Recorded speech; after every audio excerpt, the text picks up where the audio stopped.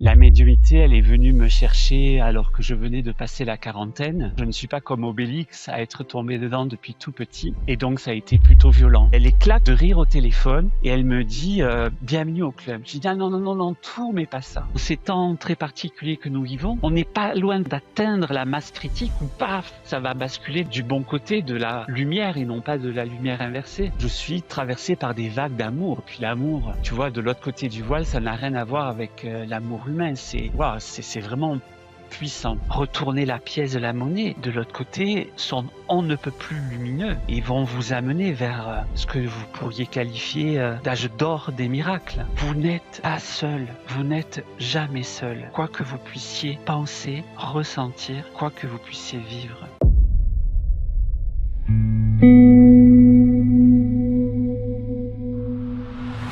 Je sais que c'est pénible quand les créateurs demandent de s'abonner, mais depuis que j'ai commencé à le faire, la chaîne a commencé à grandir 10 fois plus vite. Si tu ne t'abonnes pas, YouTube ne te montrera probablement pas le prochain épisode. C'est gratuit, ça prend 2 secondes, donc abonne-toi. Et je suis ravi d'accueillir dans l'épisode aujourd'hui, dans l'émission aujourd'hui, Myrdine. Myrdine, merci beaucoup d'être avec nous aujourd'hui. Enchanté Rémi, c'est moi qui suis honoré que tu m'interviewes et que ainsi je puisse rejoindre la cohorte de toutes les belles personnes que tu as déjà interviewées avant moi. Super. Mais écoute, tu m'as envoyé un petit message et j'avoue que j'étais très content de lire ton message parce que un des angles que j'aimerais aborder un petit peu plus dans l'émission, c'est justement l'angle des channels. J'ai du mal à en trouver. Donc je suis hyper content de t'avoir avec nous aujourd'hui pour explorer un petit peu plus ce sujet qui peut être abstrait pour beaucoup d'entre nous. Mais avant qu'on rentre vraiment dans le vif du sujet, j'aimerais bien peut-être revenir un petit peu en arrière et te demander à quoi ressemblait ta vie avant justement cette ouverture spirituelle et cette ouverture à ces mondes un peu plus hors du commun, on va dire. Ah, alors déjà comme j'ai coutume à le dire avec un peu d'humour, je ne suis pas comme Obélix à être tombé dedans depuis tout petit. La médiumnité, elle est venue me chercher alors que je venais de passer la quarantaine. Pour situer, je vais en avoir 65 cette année et donc ça a été plutôt violent. Mais avant de parler de cela, auparavant, ma vie, elle était celle d'un tout un chacun, tu vois, métro, boulot, dodo, père de famille. Heu, alors c'est vrai que la dimension spirituelle, elle était déjà très tôt dans ma vie. Elle s'est manifestée par le fait que, mes parents, ont tenu à nous donner une éducation classique, tu vois, le catéchisme et cetera. Donc il y a eu tout de suite, une conviction profonde, voilà et un attachement profond à Dieu, à celui qu'à l'époque je considérais comme le Dieu des chrétiens. Hem, Avant de rencontrer mon ex-épouse, puisque je suis divorcé, hem, j'ai même à un moment donné, ressenti un appel de donner, de consacrer ma vie à Dieu et j'ai fait l'expérience de la vie monastique. J'ai eu en parallèle à cette expérience de vie, ce que je considère comme, un grand privilège après avoir fait des études d'ingénieur et j'ai pu faire des études de philosophie et de théologie dans le cadre de ma vie monastique et là, c'est vrai que ça a été pour moi une très, très grande ouverture. Donc voilà. Mais c'est vrai que j'ai quand même un parcours très, très atypique parce que, voilà, j'ai Bah, comme le déjà un dit ingénieur qui fait de la théologie, il y en a pas beaucoup. voilà, puis comme le disent certains de mes amis: «Mais c'est dingue, tu as, minimum deux trois vies en une seule, quoi». Voilà, si ce n'est plus. Hmm. Voilà. Et ben justement, donc t'avais, quand tu mentionnes ton parcours traditionnel, donc tu avais commencé cette voie monastique, tu as mis de côté pour te lancer dans une vie vraiment traditionnelle. Quand tu parles de métro boulot dodo, c'est quoi? C'est tu pratiquais en tant qu'ingénieur dans une Voilà, alors organisation oui, enfin plus ingénieur, classique? puis d'autres boulots ensuite parce que le métier d'ingénieur, je ne l'ai exercé, que très peu de temps.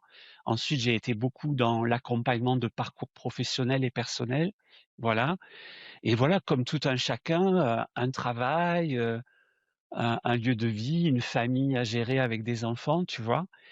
Et Hmm. hem et voilà. Et à ce moment-là, est-ce que tu avais déjà entendu parler de canalisation, de vraiment l'aspect plus ésotérique Alors si de tu veux, la c'est venu spiritualité ou pas forcément? oui, pardon, je te excuse-moi de te couper. C'est venu progressivement. Ça a commencé quand ma fille est née, est née et qu'on a commencé comme tout bébé, les premiers vaccins et qu'elle faisait des réactions pas très chouettes aux vaccins, j'ai commencé à m'intéresser à l'homéopathie, puis de fil en aiguille, tu vois, aux médecines douces et avec mon formatage de scientifique, d'être curieux de tout, cela m'a amené, progressivement à m'intéresser aux soins énergétiques et puis du coup, tu vois, un peu, une gourmandise intellectuelle, mais bien placée de m'intéresser, commencer à lire des bouquins spirituels, à écouter des conférences, tu vois? Et c'est comme Mmh. ça que très progressivement, mais relativement sur le tard, tu vois? Puisque, on est aux alentours de mes, ouais, pareil, on est à la fin des années 90, donc j'approche de mes 40 ans, tu vois? Donc dans mon parcours Mmh. de vie, c'est vraiment relativement récent, même s'il y avait déjà ce background spirituel, mais comme je viens de te le décrire, quand même très particulier, tu vois? Mmh. Et est-ce que tu peux nous raconter peut-être la première fois où tu as canalisé? Donc comment ce phénomène de Ouh là! canalisation t'est un peu tombé dessus?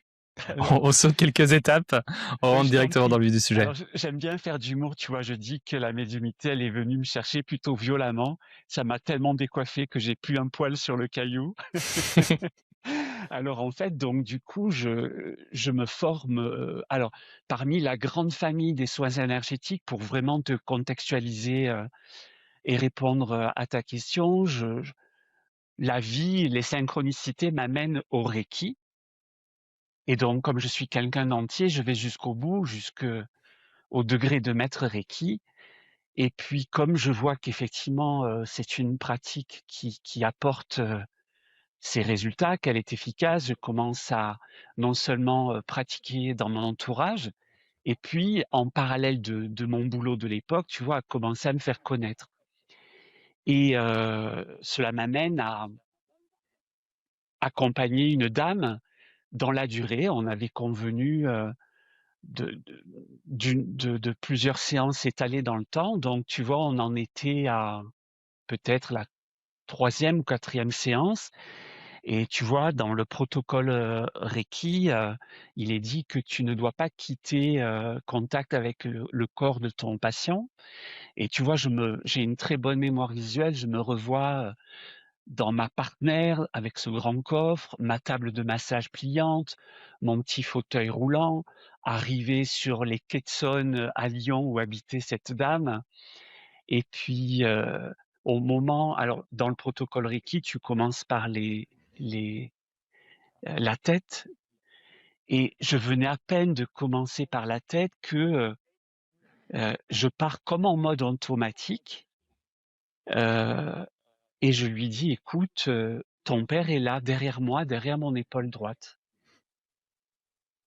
et donc tu vois, je sens très vite une présence, là, j'en ai des frissons rien que d'en reparler et il me dit ceci et cette dame me dit: «Ouh là là, mais c'est le petit nom». Alors tu vois, je me rappelle pas parce que, comme je te l'ai dit, j'ai Mmh. bientôt 65 ans, ça remonte à plus de 25 ans et elle me dit: «Mais c'est le petit nom par lequel il m'appelait quand j'étais enfant» et je lui dis: «Attends, attends, voilà ce qu'il me dit» et je continue et tout d'un coup, cette dame éclate en sanglots. Alors comme je connaissais son histoire de vie puisque c'était pas la première séance, je savais que son papa était décédé depuis à peu près 10 ans, mais qu'elle n'en avait toujours pas fait le deuil et là, si tu veux, je suis le témoin que ces sanglots signifient qu'enfin elle arrive à faire le deuil de son papa et moi, imagine-toi, malgré ce background spirituel que je t'ai expliqué, j'ai quand même, ma formation, mon vécu d'ingénieur et je suis déchiré, le mot il est un petit peu grand, complètement partagé entre la joie d'être le témoin de la libération de ma cliente et d et l'inquiétude de me dire: «Mais pétard, mon bonhomme, qu'est-ce qui t'arrive, quoi?» Mmh. Et puis, je m'en ouvre, alors tu l'entends peut-être à mon accent, je suis, originaire du midi de la France. Je m'en ouvre à une amie de Toulouse qui, sans me dire qui elle est, me dit: «Bah, écoute, appelle tel ami de ma part» et j'appelle cette amie de mon ami qui me dit: «Vous savez qui je suis?» «Oui, oui, Michel m'a dit que vous alliez m'appeler, vous savez qui je suis?» Ben, j'ai dit: «Beh, non, Michel m'a pas dit, moi. Je lui ai fait confiance et je vous ai appelé direct. Ah ben, je suis médium». Alors tu sais, moi, à l'époque, la médiumnité, j'en avais un petit peu, la vision de tout le monde, très caricaturale, Madame Soleil, la boule de cristal, tu vois? Et Mmh. grand moment de solitude au téléphone, puis intérieurement, je me suis dit: «Bon, ben, mon gars, tu es là, vas-y, dis-lui, quoi». Et je lui raconte. Et elle éclate de rire au téléphone et elle me dit, «Bienvenue au club». Je lui dis: «Ah non, non, non, non, tout mais pas ça. Et si tu veux, je serai, toute ma vie infiniment reconnaissant et redevable à cette dame parce que j'aime bien prendre l'image poétique du Petit Prince et de son renard. Déjà, elle m'a fait comprendre que si ça se produisait comme ça dans ma vie, en plein parcours de vie, puisque je te rappelle, je venais de passer la quarantaine, c'était tout sauf fortuit. Qu'au minimum, ça allait être un moyen comme un autre d'aider mon prochain et pour tenir un registre, un discours spirituel, que cela faisait certainement partie intégrante de ma mission d'âme. Et pourquoi je te parle du renard et du petit prince? Parce que du coup, euh, elle a fait en sorte que la médiumnité moi-même, ben, on s'apprivoise comme le petit prince et son renard. Et puis surtout, surtout, surtout, Rémi, elle m'a donné un conseil que j'ai appliqué à la lettre et que je ne cesse d'appliquer depuis. Elle me dit, surtout toi, avec ton formatage scientifique, le danger peut-être plus prégnant, plus important qu'un autre, c'est que ton mental va vouloir la ramener et te parasiter en te disant oui, mais tu es sûr, non, mais tu inventes, tu brodes, ou non, mais pour qui tu te prends, tu te la pètes.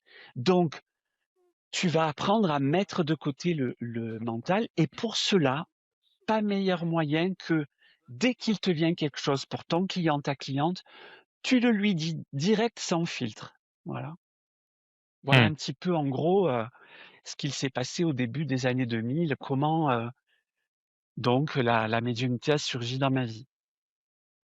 Et à quel moment cette médiumnité qu'on peut considérer comme un peu, traditionnelle, classique, a évolué en ce que tu considères être la canalisation aujourd'hui? Alors ça a mis beaucoup de temps parce qu'effectivement j'ai eu un parcours de vie laborieux, notamment tu l'as compris puisque j'y ai fait allusion, j'ai divorcé. Ça a été un divorce douloureux. Et Heu, justement, ça, c'était une des autres questions, et vu que tu ouvres la parenthèse, on va je propose qu'on ouvre cette parenthèse-là, c'est comment est-ce que donc il y a ta réaction à toi et tu en as un petit peu parlé de: «OK, ça me surprend un peu». Comment est-ce que les gens autour de toi ont réagi? Et je crois qu'en général, la personne qui est au plus proche, elle est plus susceptible de mal réagir, donc là, c'était ton ex-femme. Comment est-ce que ça alors s'est passé? Est-ce que tu lui as raconté directement? Est-ce que bien sûr, parce qu'on avait quand même un très bon relationnel, une très grande complicité et donc elle savait mon parcours puisque, bah, de temps en temps, je partais suivre, sur Lyon parce qu'à Lyon, il y avait un super lieu, où j'allais suivre, qui des conférences, qui des ateliers, des stages, donc elle savait mon parcours et effectivement, mmh, ce jour-là, je rentre de cette dame et je lui dis j'étais estomaqué. Puis elle a bien vu à ma tête que, j'étais pas dans un état normal. Non, comme elle baignait déjà dans ce parcours, mmh, sans c'était pas présupposer surprenant pour elle? ni elle ni moi que ça allait m'amener là, elle a pas été plus surprise que ça, quoi. Voilà. Mmh. Et donc OK, mais du coup, pour revenir ouais, elle a été témoin pour de revenir du coup l'évolution. sur, qu'est-ce qui t'a amené à la canalisation par la suite? Alors c'est ça qui est très surprenant, parce que tu vas voir, il y a plusieurs, étapes. C'est venu naturellement, tu vois? Heu, moi j'ai coutume de dire que la médiumnité, la canalisation, pour un peu, tu vois, démocratiser, démystifier tout ça, on est tous Mmh quelque mh. part médium, canal, tu vois? Et que le premier palier, le premier stade, c'est ce qu'on peut appeler, selon les personnes, le ressenti, l'intuition, la petite voix intérieure. Par exemple, pour te donner des cas très concrets, très courants, heu, tu rencontres pour la première fois une personne et spontanément, tu vas te sentir totalement à l'aise, comme si vous vous connaissiez depuis des lustres, tu vois? Ou inversement, Mmh. tu vas avoir comme une réaction épidermique de rejet. Pareil pour un lieu, pour la première fois, tu te retrouves dans un lieu, tu vas tout de suite vibrer à la belle énergie du lieu ou au contraire, tu vas te sentir vraiment pas bien. Voilà. Et moi, c'est venu, si tu veux, progressivement par rapport aux personnes qui me sollicitaient. Heu, Pendant un soin reiki, bah, tiens, je recevais un message pour elle, tu vois? «Ah ben écoutez, voilà où vous en êtes», avec des conseils, tu vois? Chaque fois, moi, ce qui s'est produit, c'est que ma canalisation, mes capacités médiumniques et de canalisation, elles sont vraiment orientées, j'ai envie de te dire, à visée thérapeutique. C'est-à-dire que au dans le sens large du terme, aider une personne à se sortir des difficultés dans lesquelles elle est engoncée, voire même, dans pas mal de cas, des souffrances, tu vois? Des ce qu'on appelle en développement personnel, en psychologie, des schémas de vie répétitifs où la personne reproduit les mêmes difficultés, les mêmes Mmh mh. rencontres, nocives et cetera, tu vois? Mmh. Et donc pour reprendre, ce que je te disais, il y a eu ce cheminement laborieux avec ce divorce, qui a été difficile, où j'ai mis quand même pas mal de temps à remonter la pente. Et puis, bah, il y avait vraiment, le mode survie, hein. Il fallait que parce que tu vois, ça pour te donner, une idée, ça a été tellement difficile que, un petit grosse dépression, tu vois? J'étais à la ramasse complète, j'ai per j'ai perdu mon emploi. Il m'a fallu, tu vois, vraiment beaucoup, beaucoup de temps pour remonter la pente. Et puis j'étais en mode survie parce qu'il fallait vite retrouver un boulot, bah, parce que tout concrètement, il fallait payer la pension alimentaire pour mes enfants, tu vois? Voilà. Donc passer ensuite je te résume bien sûr, hein, tu imagines 65 ans de vie. Mmh. Passer ce mode survie, et beh, qu'à un cas, j'ai commencé à exercer, quand j'avais encore du jus le soir après le boulot, le samedi de temps en temps, tu vois? Et puis petit à petit, heu, il y a une frustration qui est montée doucement. Frustration de ne pas pouvoir lui consacrer tout le temps et l'énergie que je voulais. Et puis, déchirement intérieur de me dire: «Ouais, mais il faut quand même que tu assures tes arrières financièrement parce que, il faut payer la pension pour tes enfants». Et donc tu vois, je te résume encore beaucoup et à un moment donné, je me suis dit: «Mon gars, tu vas avoir 60 ans, voilà, si tu le fais pas maintenant, tu le feras plus, quoi». Voilà, il y en Mmh. a plus il y a le plus jeune qui est pas encore indépendant, pour lequel je paye encore la pension alimentaire. Donc voilà, financièrement, tu es plus du tout dans les difficultés que tu pouvais être, donc c'est le bon moment, vas-y, quoi. Et donc, bah, j'ai dit au revoir à mon employeur, tu vois, relativement très tardivement puisque au départ, je devais passer alors, tu vois, j'ai eu 60 ans dans l'été, 2021.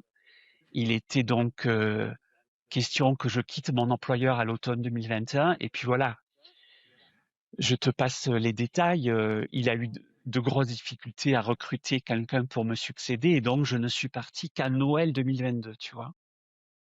Mmh mh. Et là encore, tu vois, sans l'avoir cherché pour continuer à répondre pleinement à ta question, à partir du moment où j'ai quitté mon employeur et qu'enfin je pouvais lui donner toute l'énergie et le temps que je voulais, même si je ne te cache pas, hein, la marge de progression de mon activité, elle est encore énorme. Et ben là, pareil, elle a pris une tournure, toujours pareil, à viser, ça s'est affiné, ce que moi j'appelle, une médiumnité, une canalisation à visée thérapeutique.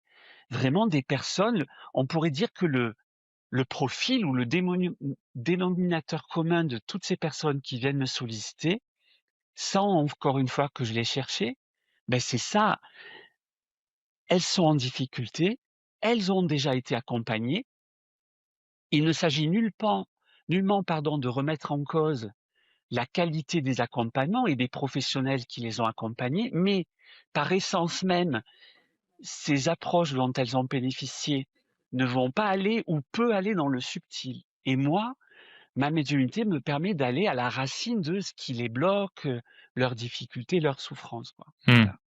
Ce que Et j'aime bien dans donc ce que tu racontes, c'est cet aspect que de voir la médiumnité et toutes ses capacités comme un spectre, où en fait qui commence très tôt avec l'intuition qu'on a ouais, tous un petit peu, et puis après c'est une longue route de peaufinage de ces capacités-là, mais c'est que c'est pas des atouts complètement différents, mais c'est plutôt oui, plusieurs niveaux sur un grand spectre en fait. oui, j'aime Je trouve bien ça quand tu intéressant. dis spectre parce que tu vois, à un moment donné, sur ma chaîne YouTube, il me semble, parce que j'en ai déjà fait pas mal, j'ai fait une vidéo parce que si tu veux, quand tu prends comme quelqu'un comme ça, n'importe qui dans la rue, tu vas lui dire: «Si je vous dis médium, ça vous dit quoi?» Bah, il va te dire voyant, ou quelqu'un d'autre va te dire Ouais, on avec aime bien quelqu'un mettre dans des catégories quoi, et on oublie non, le c'est fait que c'est peut-être plusieurs aspects d'un seul et même phénomène. non, exactement. Et en fait, si tu veux, c'est un petit peu comme les humains, il y a des blonds, des bruns, il y a des personnes de couleur blanche, de couleur noire, et cetera. Puis il y a différentes personnalités. Eh bien, dans la médiumnité, il y a toute une typologie, tu vois? Il y a pas un truc unique. Voilà. Mmh. Il y en a qui ont la OK. capacité de communiquer avec les défunts, d'autres qui ont la capacité d'avoir des flashs sur un avenir possible, hein, puisque c'est qu'une probabilité de la personne qui le consulte, tu vois? Et moi, ben, elle a Mmh. pris cette tournure-là, tu vois? Encore une fois, c'est là où je l'ai cherché. Alors comme tout auto-entrepreneur, ben, je fais ma pub, ma com pour me faire connaître, mais j'ai jamais orienté, tu vois, dans ce sens-là. Donc c'est vrai que ça reste pour moi un grand sujet d'étonnement qu'elle ait pris, j'ai envie de te dire, cette couleur-là, tu vois? Mmh. Et du coup, pour revenir sur l'histoire et le moment, charnière où tu as commencé à canaliser. Parce que du coup, si je comprends bien, là, tu es parti de ton boulot, c'est pas encore de la canalisation, c'est une forme Alors de si, médiumnité, donc tu te connectes à des choses, à des entités. si, je me suis mal Ouais. exprimé, Rémi. En fait, c'est venu, tu vois, très progressivement, très lentement, à partir du moment où j'ai pu remonter la pente psychologiquement après, le divorce et retrouver un emploi et puis bon, des emplois qui dans le temps se sont succédés. Comme je te le disais, je pratiquais le soir après le boulot, bon, sachant que j'avais pas des boulots très prenants intellectuellement ni physiquement, donc j'avais quand même encore la pêche le soir.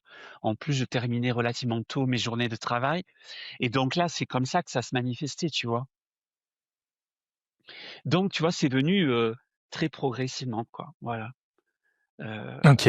Et mais du coup, ouais, c'est ça qui est intéressant, c'est parfois c'est vraiment un coup de bascule où, tu as un truc qui arrive que toi, ce que je comprends, c'est que c'est beaucoup plus graduel, et j'imagine que tu as les premières entités qui sont arrivées et puis d'autres qui sont arrivées au fur et à mesure. Voilà, et les 2 si tu veux. Il y a eu ce coup de bascule, après mes 40 ans avec, ce premier épisode avec cette dame lors d'un soin reiki que je viens de te décrire, et puis après toute Mmh. une j'ai envie de dire même une maturation, tu vois? Le temps que ça prenne corps, que moi je sorte de mes difficultés de vie pour être, Mmh. mieux à même de laisser éclore et se développer, tu vois? Ces capacités, médiumniques de Mmh. canalisation, tu vois? Ce que je trouve intriguant dans ce que tu partages, c'est pour toi, de ce que je comprends, médiumnité et canalisation sont un peu la même chose. Et c'est vrai que je comprends dans le sens où bah, on se connecte à autre chose et qu'il y a l'information qui passe. Je crois que dans la tête des gens, c'est encore différent, ou peut-être qu'on voit les channels comme des gens qui servent vraiment de canal pur et qui vont peut-être laisser l'entité vraiment s'exprimer. Curieux de comprendre comment est-ce que toi tu vis cette canalisation, comment est-ce que toi tu la comprends et qu'est-ce qui se passe. C'est intéressant ce que tu dis parce qu'effectivement, tout à l'heure, heu, tu me parlais en off des anglo-saxons et cetera. Effectivement, les médiums canals, les channels pour employer le mot anglais, les plus connus, les plus médiatisés, souvent ce sont des gens qui ont acquis une grande notoriété, qui ont écrit des bouquins qui sont en fait des retranscriptions écrites de leur canalisation, qui donnent pas mal de canalisations collectives. Donc on a ce côté, pour les personnes qui s'intéressent et qui connaissent le sujet, le phénomène, on a ce côté quand même assez spectaculaire parce que, c'est pas pour la plupart d'entre eux, les plus connus, je veux dire, hein, c'est pas des petites et c'est pas une connotation péjorative de ma part, c'est pas des petites canalisations comme ça face à sa caméra, c'est vraiment des canalisations collectives dans une assemblée, comme, le ferait un orateur, un conférencier, tu vois? Alors que, Mmh mh. encore une fois, il faut sortir un peu des idées reçues, qu'on a. Il y a tout un spectre, pour reprendre ton expression, de canalisation possible, tu vois? Moi, il se trouve que, heu, moi, c'est plutôt des canalisations individuelles en cours de séance, avec la personne qui me consulte. Mmh. Rarement des canalisations collectives puisque tu m'avais demandé, à un moment donné, les guides m'ont dit: «Allez, vas-y, tu prends ton courage à la main» et puis j'ai dit: «Bon» et comme je te l'avais dit en off, je voyais aucun intérêt à ce qu'on voit ma trombine fixe. Donc j'ai fait en fait un podcast où il y a une image fixe et où on Mmh. entend, en voix off, la canalisation que je donne. D'ailleurs, j'ai été super étonné. Pour le coup, donc ça c'était, les guides m'ont dit: «Oui, Et c'est quoi ton processus de canalisation? Est-ce que tu passes en tran parce que j'ai cru comprendre qu'il y avait plusieurs types de channels aussi, où il y a des trance channels, des gens qui vont passer en transe et qui laissent l'entité s'exprimer et qui sont plus ou moins conscients de ce qu'ils entendent. Parfois, c'est, j'entends et je répète ce que j'entends et j'essaye de mettre le moins de filtres possible. Comment est-ce que toi tu vis, ta canalisation? Ouais. Alors moi, c'est vraiment très, très simple, ça vient naturellement. C'est difficile à décrire, hein. Tu me poses une bonne question parce que ça vient naturellement. Ce que j'observe, donc il y a pas de phénomène parce que ce que j'observe, c'est que, quand je canalise, le volume de ma voix a tendance à baisser, tu vois? Comme si tu baissais un petit peu le son de la radio ou de la télé. Mmh. Le rythme de ma voix a tendance aussi à ralentir. Et puis tu vois, comme tu le dis très bien et comme me l'avait conseillé cette médium dont je t'ai parlé, vraiment ce souci, éthique, déontologique, de ne mettre aucun filtre, parce que c'est ça le danger aussi, tu vois? De balancer ta propre subjectivité, de balancer ta propre interprétation de ce que tu reçois. Du coup, tu vois, comme je dis en rigolant, je m'assure toujours que j'ai bien en main le décodeur Canal+, tu vois? Et que je livre l'info à l'état brut, tu vois? Voilà. OK. Mais du coup, quand tu canalises, tu es conscient et tu sais ce que tu dis, mais c'est Oui, juste que l'information oui, vient pas de ton mental, mais vient de ton ouais, intuition et ah tu ouais, laisses ça, tu tu vois, ouvres les vannes, en ça fait. ça me comme, mmh, qu'est-ce que je pourrais prendre comme quelque chose? Comme si je m'immergeais d'un coup, tu vois? Mmh. Dans la piscine ou que je fais un plongeon dans l'eau du lac ou de la mer, paf, ça me prend d'un coup. Hem, je Et est-ce que tu sais aujourd'hui à quoi est-ce que tu te connectes? Parce que c'est une des questions qui revient très souvent dès que j'ai eh oui, un channel, alors, sur la chaîne, c'est, 1 à qui est-ce qu'il se connecte et 2 comment est-ce qu'il sait que, ouais, l'entité à laquelle, il se connecte est effectivement ce qu'elle dit est ce qu'elle ouais. est ouh là, Alors, elle est ce qu'elle dit qu'elle est, en gros. déjà, comment te dire? Déjà, pour répondre à la dernière question, tu le sais parce que, tu es dans un état de bien-être, tu es dans ta bulle, c'est fluide, c'est calme et puis surtout, pour moi, ce qui est toujours très émouvant, je suis traversé par des vagues d'amour. Puis l'amour, tu vois, de l'autre côté du voile, ça n'a rien à voir avec, l'amour humain. C'est des fois, tu vois, ça waouh, c'est vraiment puissant. Moi, ce qui est très particulier, quand je canalise pour mes clients, hem, je canalise pas un être, j'aime pas le mot entité parce qu'il fait un peu, tu vois, un peu glauque, un peu. Je ne canalise pas un être, unique, je canalise un collectif et ce collectif, c'est ce qu'on appelle, les maîtres ascensionnés. Je ne sais pas si tu connais, si tu as entendu parler? Mmh. Donc ce sont des êtres comme toi et moi, hein, qui ont vécu sur terre, et qui ont vécu plusieurs incarnations, et un petit peu comme des personnages beaucoup plus connus comme Jésus, le Bouddha et cetera, ont connu l'ascension. C'est-à-dire qu'ils ont eu la capacité de partir comme ça de l'autre côté, heu et du coup, ils sont nos guides et moi, en fait, très vite, bah, justement, comme je te disais tout à l'heure, par les lectures, les stages et tout, j'ai commencé à connecter, tu vois? Hem, parmi parmi les maîtres ascensionnés, heu, il y a des maîtres ascensionnés particuliers, qui se sont présentés comme étant les gardiens des rayons sacrés. Alors bon, ça mériterait vraiment, un tout un tout de développer à côté, hein, puisque c'est pas le thème de notre, rencontre. Mais en gros, pour te faire bref, voilà les rayons sacrés qui correspondent grosso modo à la vibration et la couleur de nos chakras. Il y a, des maîtres, ascensionnés qui les régissent, qui les gouvernent. Hem et parmi ces êtres, ascensionnés, il y a quelqu'un de très particulier, c'est celui qui se nomme Maître Saint-Germain, qui a eu plusieurs incarnations très connues, notamment du temps de notre royauté française, qui a été le comte de Saint-Germain. Alors je ne sais plus si c'est du temps de Louis XIV, Louis XV ou Louis XVI, mais peu importe. Et lui, il est très particulier parce qu'il est le gardien de la flamme violette cristal. Voilà.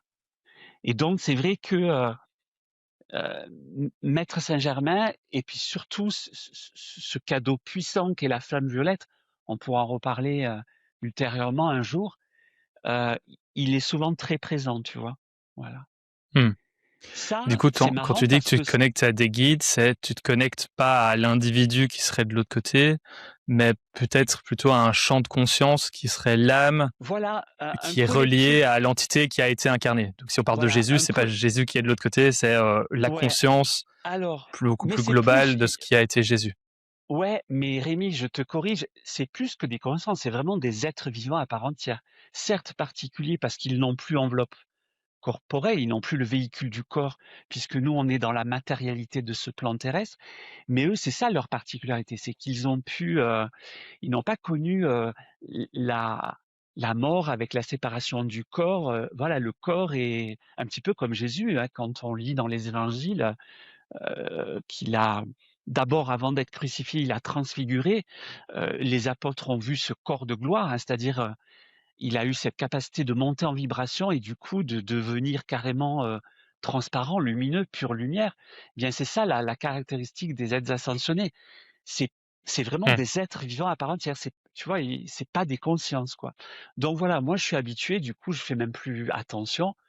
Voilà, ils sont en collectif. Ce qui est curieux, c'est que les rares fois où j'ai fait par contre des canalisations collectives, comme par exemple celle que j'ai enregistrée, Mmh.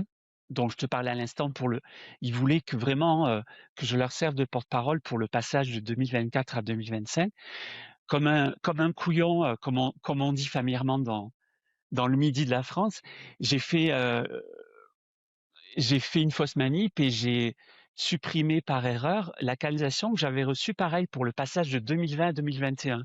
Et donc, à un moment donné, bon, ils y font allusion, bref. Et là, eh ben, je, c'est pas du tout les maîtres ascensionnés que je vais canaliser en canalisation collective. C'est des êtres galactiques, voilà, que notre chère amie Anne Givaudan a parlé, hein, qui se présentent comme les êtres galactiques de l'Alliance. Donc, tous ces êtres vivants dans des autres planètes et qui œuvrent à nous aider dans ces temps difficiles que nous traversons et qui sont simplement les symptômes d'un grand passage qui s'opère déjà depuis pas mal de temps, quoi. Voilà. Mmh. Et justement, quand tu as canalisé ces entités-là ou ce collectif-là pour la première fois, à quel point est-ce que c'est toi qui l'as cherché et que tu avais déjà du contexte sur, ces entités ou ces collectifs galactiques? Ou est-ce que c'est quelque chose qui t'est un peu tombé dessus lors d'une séance où tu canalisais, les guides, les maîtres ascensionnés que tu connaissais déjà bien et puis tout d'un coup, il y a quelqu'un d'autre qui se présente Ah à la ouais, porte? Comment est-ce que ah ça ouais, s'est ouais, passé? tu verras si tu écoutes le début de la canalisation, hein, moi ça m'est tombé dessus, ils se présentent, tu vois, non pas par leur prénom, mais tu vois, de mémoire, voilà, nous sommes un collectif parmi lesquels euh, habitants des planètes Sirius, Andromède, tu vois, Mais du coup, là, quelques... dans cette canalisation, tu t'attendais pas à ce que ça soit eux qui se présentent? Non, mais c'est ça, tu vois, le propre de la canalisation, tu peux pas, tu t'y attends jamais, tu vois. Même en canalisation, lors d'une séance avec un client, une cliente, Heu, je sais qui va être là, mais je sais jamais à l'avance ce qui va être dit, donné, fait sur la personne qui est là en face de moi en séance, tu vois? Mmh.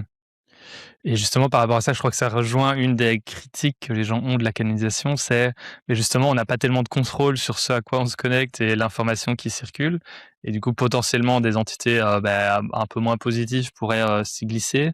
Est-ce que toi, tu as déjà fait face à et été confronté à ce genre d'entité? Est-ce que tu as vu clairement la différence?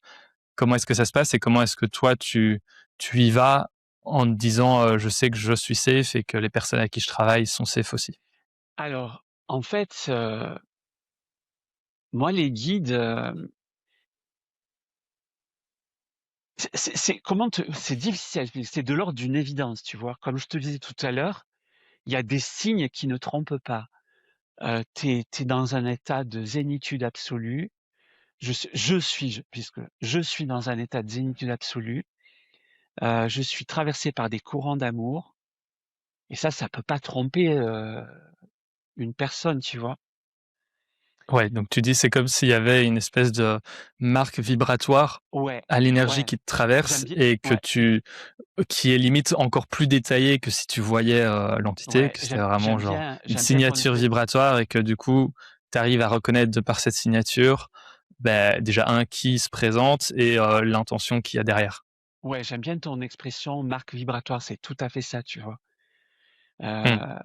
Et puis ils ont de l'humour, tu vois? Des fois, comme nous, quoi, ils te vannent, quoi, ils te vannent, ils vannent la personne qui est en consultation avec moi, heu, mais ouais, moi, le plus surprenant pour, finir de répondre à la question, c'est ces vagues d'amour qui me traversent, qui ne font que me traverser parce qu'elles sont destinées à la personne qui me consulte, tu vois? Mais moi, pareil, j'en suis, quand la personne, tu vois, à la fin me dit: «Oh là là, mais ça vous fatigue pas trop?» Je dis: «Mais non, mais j'ai autant reçu que vous», tu vois? C'est pas comme si on devait prendre une comparaison, comme un magnétiseur, qui a tendance à se décharger de son énergie. Moi, au contraire, alors je te dis pas qu'après je pète la forme, que je vais faire le marathon, parce que des fois c'est plus, voilà.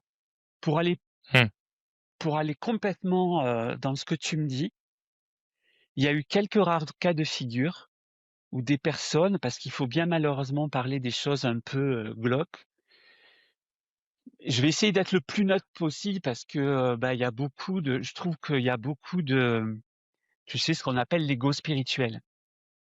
Mmh. Donc dans ces choses subtiles-là, je trouve qu'il y a des fois beaucoup de folklore, de choses qui moussent, pour le plaisir de faire mousser et de faire un peu de du spectacle, quoi. Bon, donc j'ai Mmh. été quand même confronté, alors pas beaucoup de fois, mais le peu de fois que j'ai eu, ça a été du lourd.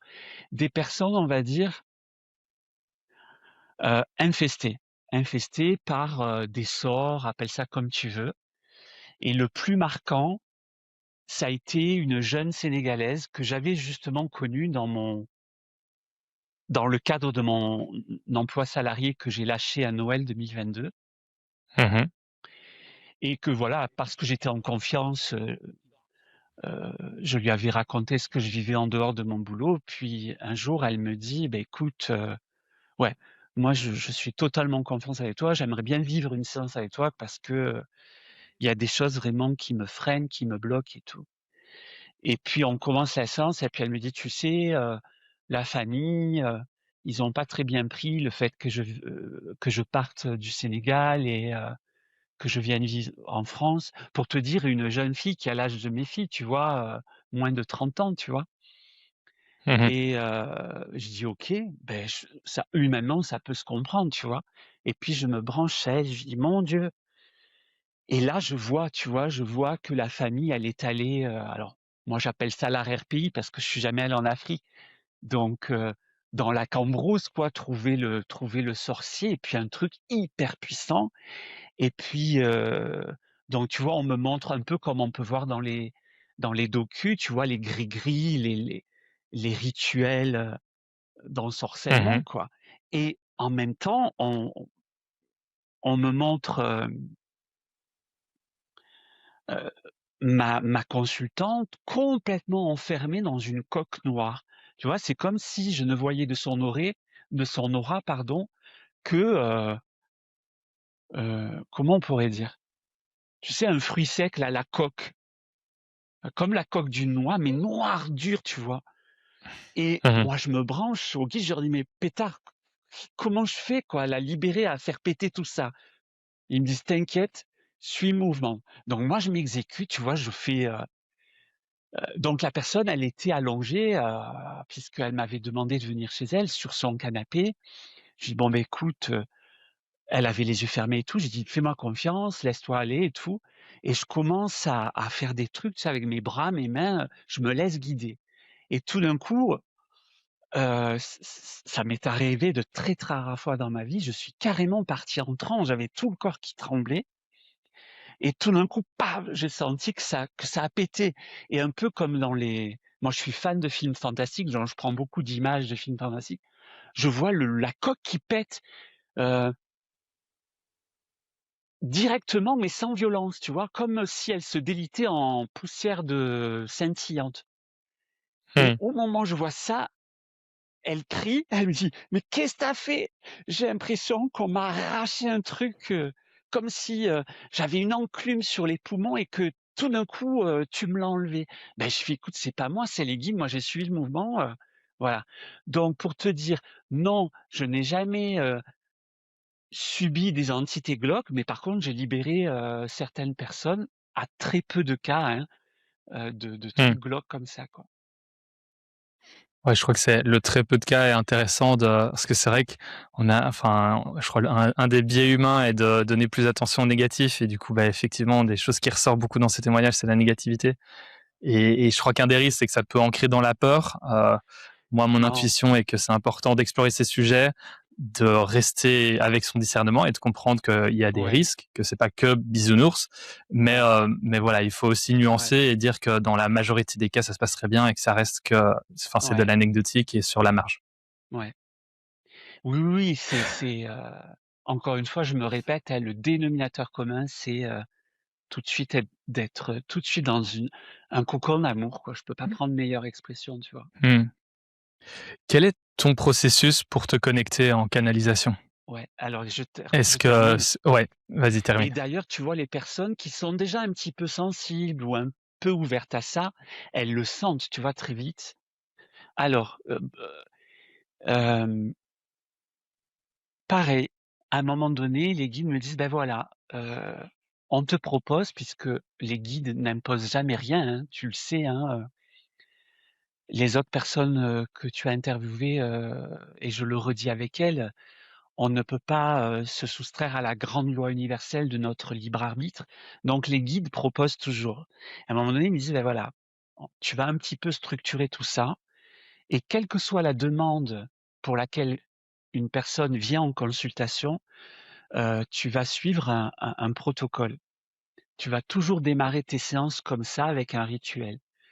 Ça va permettre ce rituel va avoir double vertu, la vertu de mettre en relaxation, en état profond, la personne, et toi, si ce n'est déjà fait, de te connecter et à elle et à nous. Voilà, et donc ce rituel, et tu vois, et du coup, encore une fois, tout pour rejoindre un peu ce que tu me demandais tout à l'heure, c'est pas moi qui un jour me suis dit: «Tiens, ça serait bien que je construise un peu tout ça, et voilà, envoyez-moi un petit peu». Non, tu vois? Et puis ils m'ont dit: «Petit un, petit 2, petit 3». Et donc en gros, pour faire simple, ce rituel repose sur ce qu'on appelle la technique de visualisation. Je fais visualiser une image mentale et on part en voyage, voilà. Ça dure quoi? Allez, 5 minutes, 10 minutes à tout casser en début de séance, et puis paf, on est, Mmh. voilà. Et OK, bah, écoute, hyper intéressant. ouais, ah oui, oui, moi, si tu veux, pareil, encore une fois, tu vois, moi, avec eux, je suis toujours scotché, heu, de ce que je peux recevoir comme ça, mais toujours, tu vois, c'est ça qui est important, hein. Tu vois, je te disais que je suis fan des films fantastiques. Tu te rappelles, Spider-Man? a de grands pouvoirs, de grandes responsabilités. Non pas que je me la pète et que je m'estime avoir de grands pouvoirs, mais quelque part, d'avoir cette capacité-là bien particulière, tu vois, les guides très vite m'ont fait comprendre, mon gars, c'est une responsabilité. Donc tu fais pas n'importe quoi, tu vas très vite te mettre en place une éthique, une déontologie que tu vas bien expliquer à tes clients avant qu'ils prennent la décision de te voir. Et de toute façon, c'est pas pour ta propre gloriole, c'est pour le bien d'autrui, et puis plus globalement, on pourra en reparler, pour le bien de l'humanité. Parce que les guides me demandent de bosser tous les jours, justement pour un petit peu pour reprendre cette belle image de la petite goutte du colibri, pour à chaque matin, à mon lever, apporter ma petite goutte, et contribuer à ma modeste, échelle, à ces grandes transformations que nous sommes en train de vivre, de manière à ce que nous en Mmh. soyons tous acteurs et non pas, à les subir, passivement, tu vois? Mmh. Écoute, hyper intéressant. Est-ce que tu serais ouvert à tester de canaliser pour nous et voir qui veut, Oui, venir et voir, ouais, comment est-ce que ça à quoi ça pourrait ressembler? ouais, J'ai quelques questions, on verra ce que ça donnera. oui. Tu auras quelques questions après? Ah beh, j'ai déjà quelques questions à leur poser, à peu importe, qui veut se D'accord. présenter et puis j'aurai quelques questions pour toi après, Ouais, pour terminer alors tu l'interview. t'imagines bien que, juste je te fais un petit préambule, les guides comme voilà, moi j'ai tenu à être transparent avec toi. Canalisation collective, ce n'est pas mon pain quotidien, c'est plutôt la canalisation individuelle. Donc ils m'ont un petit peu préparé, quoi. Voilà. OK, Alors, mmh, alors excuse-moi, je baisse le regard pour être vraiment focus sur, ce que je reçois. ça marche.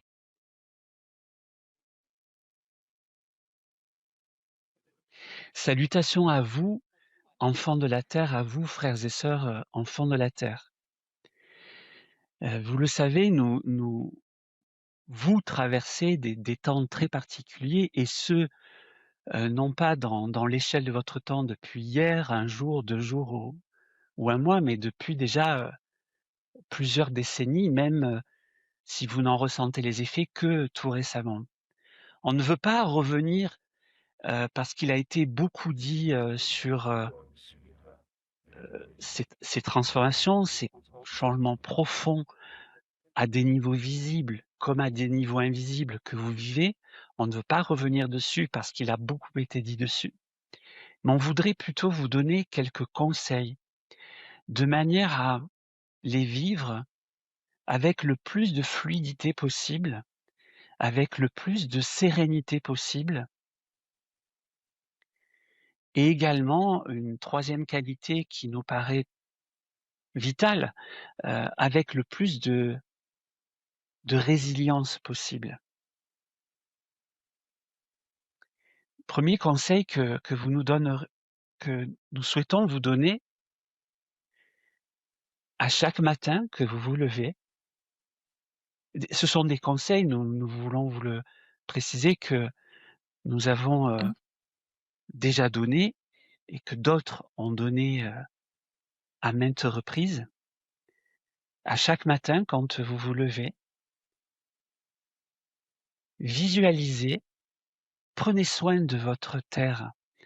La terre n'est pas simplement une planète inerte, c'est un être vivant à part entière, doté d'une âme, doté d'une conscience. À chaque matin, connectez-vous par la pensée à elle, de la même manière que vous vous connecteriez à un ami, à un membre de la famille éloigné géographiquement de vous.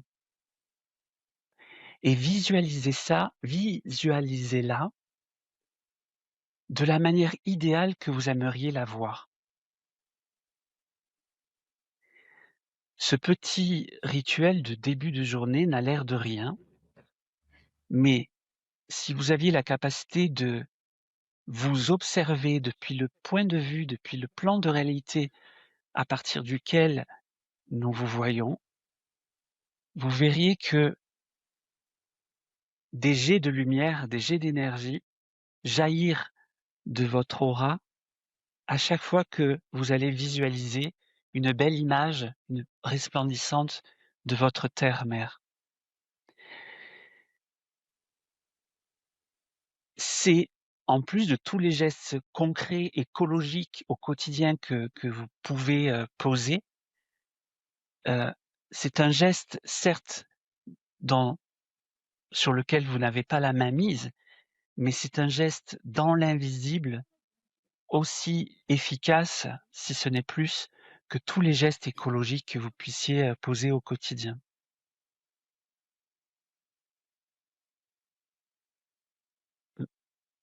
Nous ne nous sommes pas présentés, nous sommes partis tout de suite à vous donner des conseils. Donc nous sommes un collectif assez hétéroclite puisqu'il y a à la fois des frères et sœurs des planètes. Donc il y a des Arcturiens de la planète Arcturus, des Andromédiens, Andromède, des Siriusiens de Sirius, et bien d'autres encore, de ce qu'on appelle globalement les planètes de l'Alliance qui œuvrent à vous accompagner, vous aider dans ces temps de transformation. Mais il y a également nos frères et sœurs du monde de l'intraterre, et notamment de la cité de Télos, et parmi eux le grand prêtre Adama. Il y a également des frères et sœurs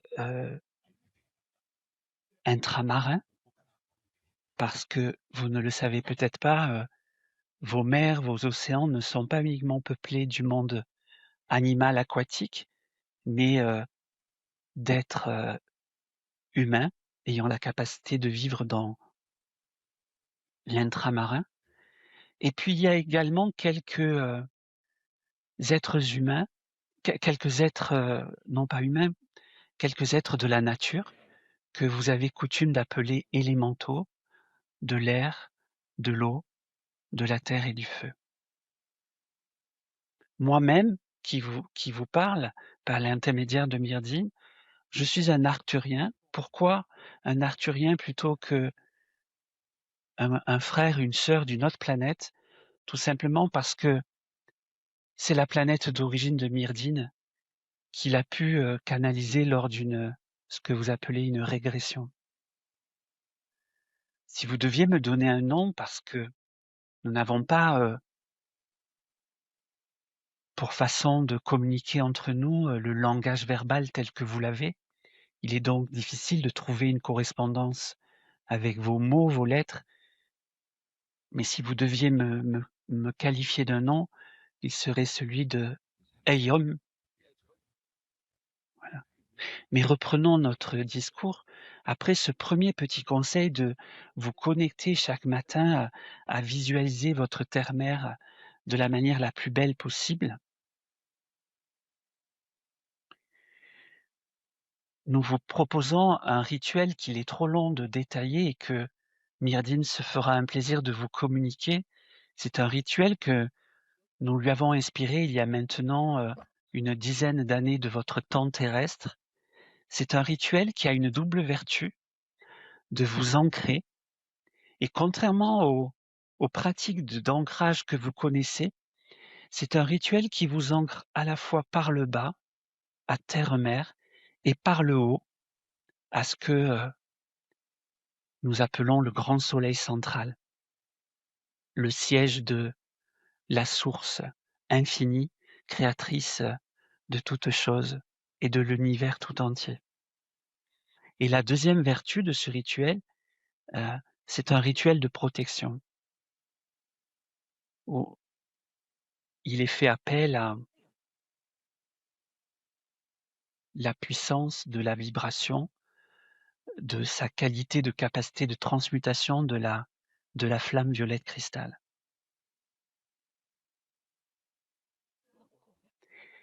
Autre petit conseil tout au long de la journée, dès qu'il y a quelque chose qui vous tire vers le bas, de prendre l'habitude, pour ne pas dire la discipline, comparable, on pourrait dire, à celle d'un sportif ou d'un musicien de haut niveau, l'habitude de renouveler ce rituel autant de fois que nécessaire, dès qu'il y a quelque chose, que ce soit de l'ordre d'une pensée récurrente, avant qu'elle ne devienne obsédante, d'une émotion, bref, dès qu'il y a un tant soit peu quelque chose qui commence à vous tirer vers le bas, hop, acquérez au fil de l'eau l'automatisme de renouveler ce rituel autant de fois que nécessaire dans la journée. Comme toute pratique dont on fait l'apprentissage, qu'elle soit de l'ordre du visible ou de l'invisible, il faut de la patience pour non seulement la maîtriser, mais également, en attendre, en espérer, en recevoir les bienfaits, les bénéfices.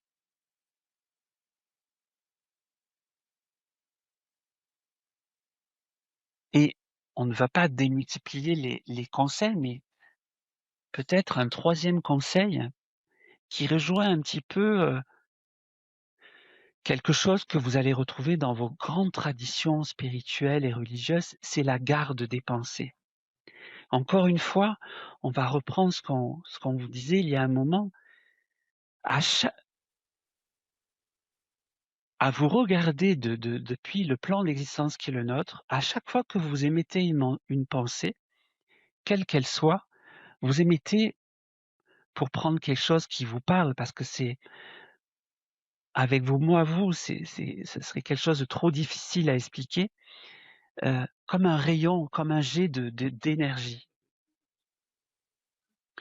Et donc le fait de alors bien sûr, il est complètement illusoire parce qu'impossible de maîtriser vos pensées, mais simplement de porter une attention et là encore d'acquérir le réflexe, comme tout à l'heure de l'ordre d'une discipline, que dès qu'une pensée que vous allez qualifier de négative vous traverse, d'a d'avoir petit à petit le réflexe de l'arrêter pour ne pas la nourrir, pour ne pas qu'ensuite elle se transforme en forme pensée, donc c'est-à-dire en une entité qui va avoir, heu, son individualité propre et a fortiori, avant d'éviter qu'elle-même ne vienne nourrir l'égrégore qui, telle une coque, une carapace, étouffe, heu, le globe terrestre de terre-mer.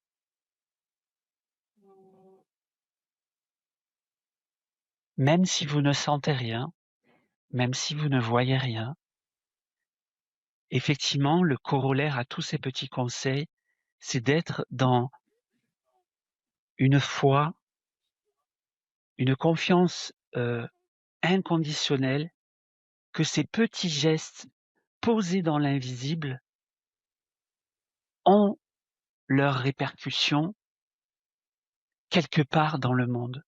Encore une fois, si vous aviez la capacité de voir ce que nous voyons, vous verriez des petits points lumineux un peu partout qui s'éclairent sur la surface de votre terre et des petits jets de lumière qui viennent les rejoindre et ainsi former un réseau, un maillage lumineux sur toute la surface globale de terre-mer.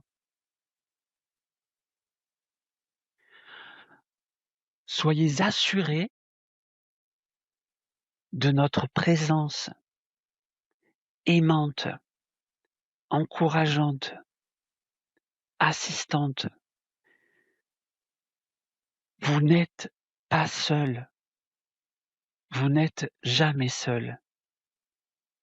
Quoi que vous puissiez penser, ressentir, quoi que vous puissiez vivre.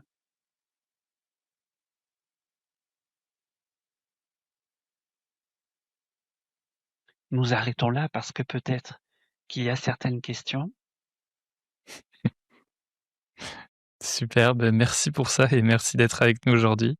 C'était beau et je pense important justement aujourd'hui où on a le monde, qui est tel qu'il est. Je crois que c'est facile de pouvoir, se plonger dans la peur et je crois que c'est intéressant et effectivement important de toujours rester maître de ses pensées et et de sortir de ces schémas automatiques. Si je comprends bien, du coup, on n'est pas les seuls dans l'univers ou les seules races intelligentes dans l'univers. Une des questions que je me pose et que beaucoup de mes amis me posent quand je commence à leur parler, d'OVNI, d'UFO, qui est un sujet qui m'intéresse aussi, c'est: «Pourquoi est-ce que vous êtes aussi discret? Si vous êtes là et que vous êtes intelligent et clairement capable de rentrer en contact avec nous, pourquoi est-ce que ça se fait pas de manière plus directe?» Ah, c'est une question qui revient tellement souvent. On va faire un petit peu d'humour et pourquoi pas? Non, plus sérieusement, hem, si d'un côté nous vous sommes on ne peut plus présents, d'un autre côté, hem, nous aimons bien cette expression: «On ne peut pas faire votre part de job à votre place». Heu, Quelque part, se dévoiler à vous, il y aurait le risque important, de par la fragilité de l'être humain, de vous décentrer de vous-même, de nous mettre sur des piédestals, heu, de nous considérer comme des divinités et donc de vous décharger de votre responsabilité. C'est ça le plus important, chers frères et sœurs, de vous décharger de votre responsabilité, de prendre votre propre part, à contrario de ne surtout pas subir tous ces énormes changements en profondeur que vous vivez, qui certes, sur leur face visible, sont difficiles à vivre, sont on ne peut plus pour vous anxiogènes, mais de notre côté à nous, retourner la pièce de la monnaie, de l'autre côté, sont on ne peut plus lumineux et vont vous amener vers, ce que vous pourriez qualifier, d'âge d'or des miracles. Mais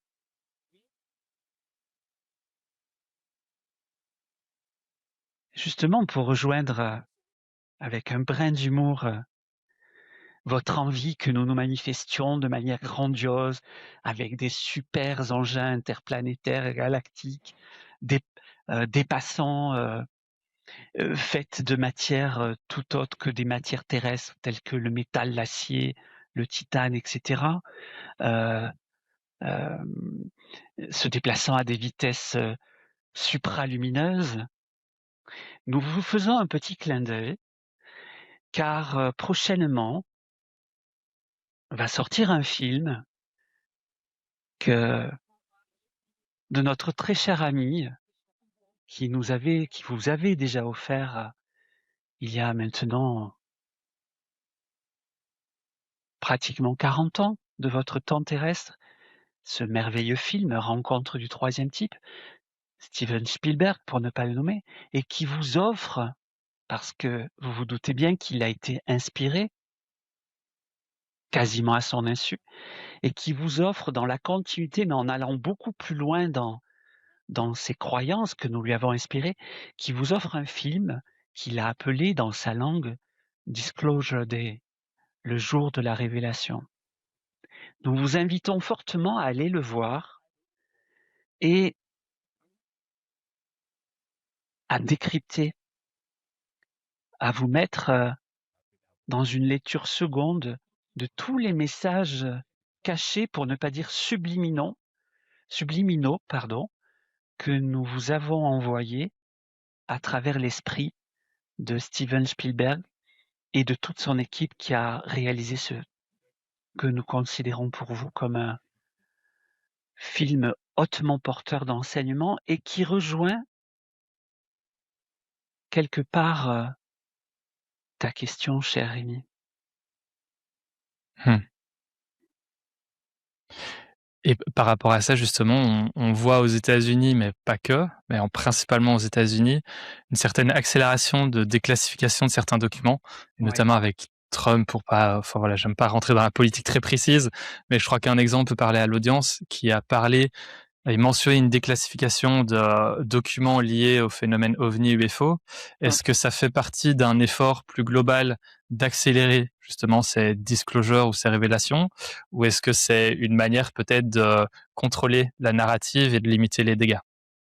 Et la question un peu plus générique, c'est est-ce que disclosure est inévitable et imminente? Il y a tellement alors, nous avons envie de te répondre, il y a un peu de tout ça à la fois. Parce qu'encore une fois, n'oublie pas, mon cher Rémi, que vous êtes, dans le libre arbitre. Donc, vu pour t'expliquer un petit peu mieux, vu de notre côté, c'est comme un maille un un arbre de probabilités possibles.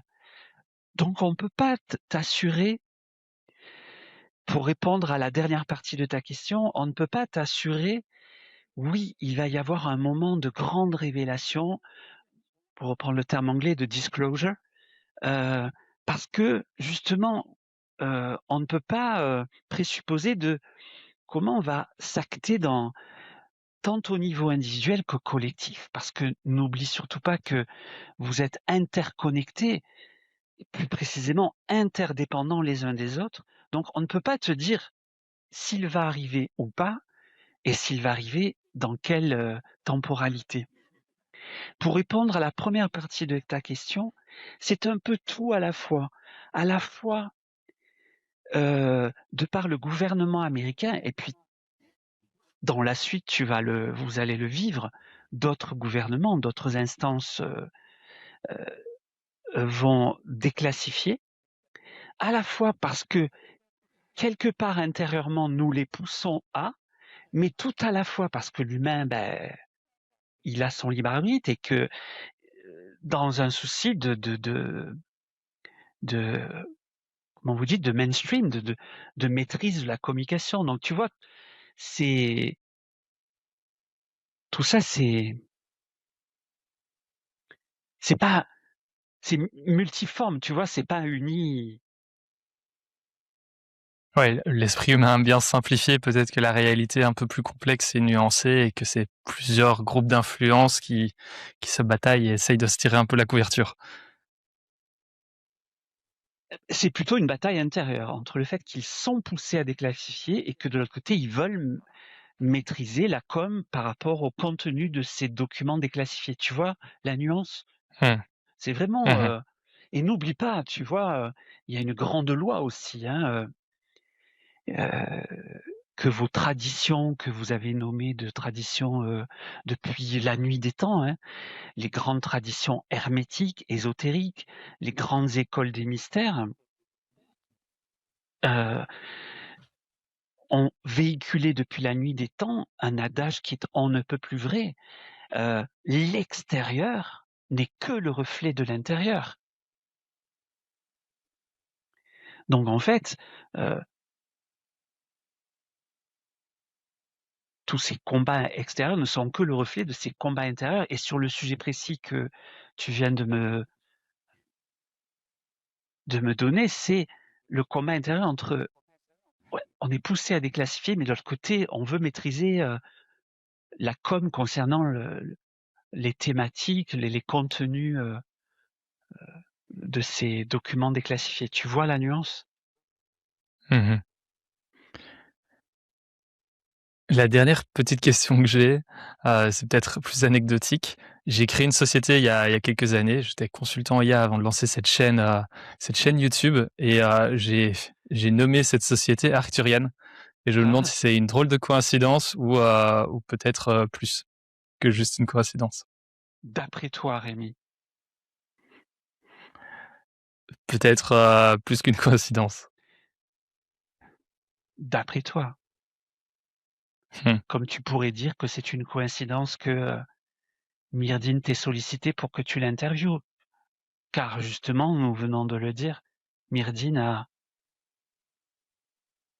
des origines, des racines arcturiennes. Comment est-ce que et On va on plus va loin? finir là-dessus. On va plus loin? Comment est-ce ouais, Attends, ne t'interromps mmh, pas. Tu veux qu'on aille dites-moi. plus loin ou on arrête là, dans les révélations te concernant? On peut aller plus loin, allons-y. Beh, tu as toi-même des origines arthuriennes et quelque part, même si c'est juste le temps d'une interview, tu te retrouves avec Myrdhinn. Mmh. Beh, je vais creuser tout ça et on va voir, ce qui va ressortir. Beh, écoutez, N'hésite pas. merci beaucoup pour, toutes les informations partagées, c'était hyper intéressant. N'hésite pas et sollicite-nous, même dans l'invisible. Encore une fois, comme nous le disions de manière collective, il y a un instant, même si tu ne ressens rien, sois à l'affût de tous les signes puisque contrairement à vous qui êtes limités dans les façons de communiquer, nous, notre spectre de communication, il est quasi infini. Donc sois attentif à les signes qui peuvent se présenter à toi, concernant les réponses que tu souhaiterais avoir ou les sujets que tu souhaiterais approfondir dans la continuité de cette interview. OK, super. Je pense, pour l'instant, on pourra en finir là. Merci beaucoup. Oui, On peut, appeler Myrdim à oui, revenir. voilà. Nous avons inspiré une formule de salutation de début et de fin que Myrdhinn, s'évertue à employer chaque jour et nous la reprenons avec la gestuelle pour conclure cet échange. Nous vous saluons, nous vous bénissons et nous vous honorons. Namasté. Myrdim, merci beaucoup d'avoir été avec nous aujourd'hui et d'avoir partagé tout ce que tu as partagé. C'était hyper intéressant. Je suis Rémi, vous regardez Point Zéro et je vous retrouve au prochain épisode. Ciao. Merci de faire partie de l'aventure. Et si tu sens que quelque chose bouge en toi en ce moment, j'ai créé le Diagnostic Point Zéro. C'est gratuit, ça prend 3 minutes et tu reçois une lecture personnalisée sur où tu en es, ce qui te freine et ta prochaine étape.